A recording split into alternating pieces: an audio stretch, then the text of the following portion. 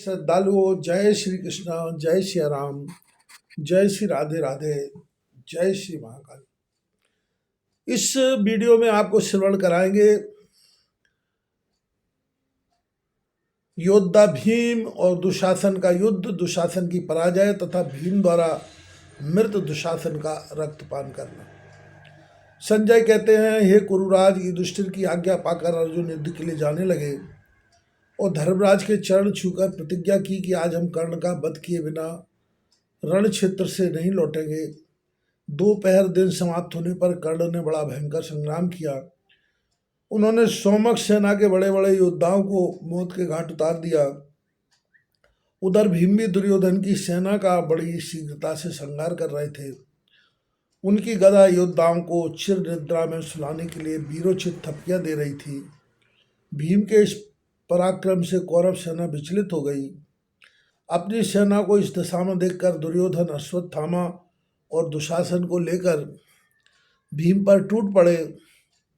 दुशासन ने भीम को अपने तीक्ष्ण बाणों की मार से घायल कर दिया। भीम ने भी दुशासन पर बाणों का प्रहार किया, जो कि शरीर के टुकड़े टुकड़े कर डालते थे। इस प्रकार दोनों वीर एक दूसरे को अपने अपने प्रहारों से घायल कर रहे थे। तब भीम ने क्रोधित होकर एक विद्युत की तरह चमकती हुई शक्ति को संभाला और दुशासन के वक्ष को अपना निशा बनाकर चलाई।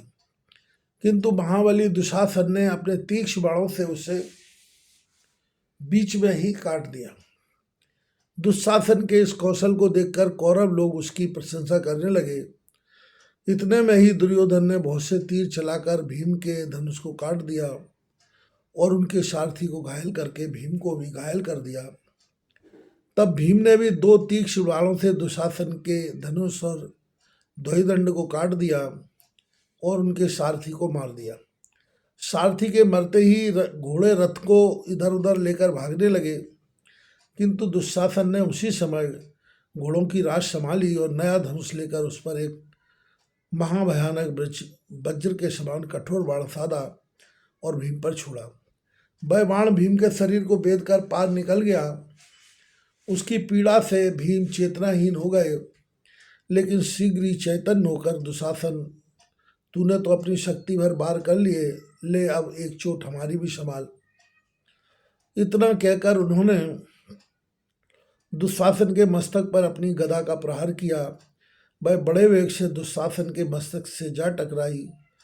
उसकी टक्कर से दुशासन रथ से उछलकर लगभग 20 गज की दूरी पर जा गिरे। उनका रथ नष्ट हो गया, घोड़े और सारथी भी मारे गए। गदा के प्रहार से दुशासन बिल्कुल असक्त हो गए। उनमें उठने की शक्ति न रही और पृथ्वी पर गिर पड़े। दुशासन को पृथ्वी पर पड़ा हुआ देखकर भीम को कौरवों द्वारा किए गए सभी अत्याचार स्मरण हो आए।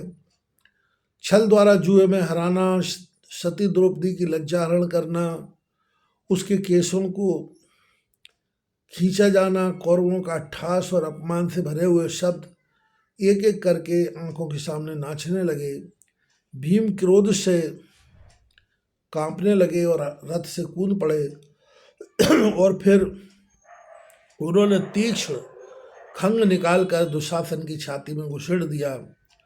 वक्ष स्थल से रुधिर की धार बहने लगी।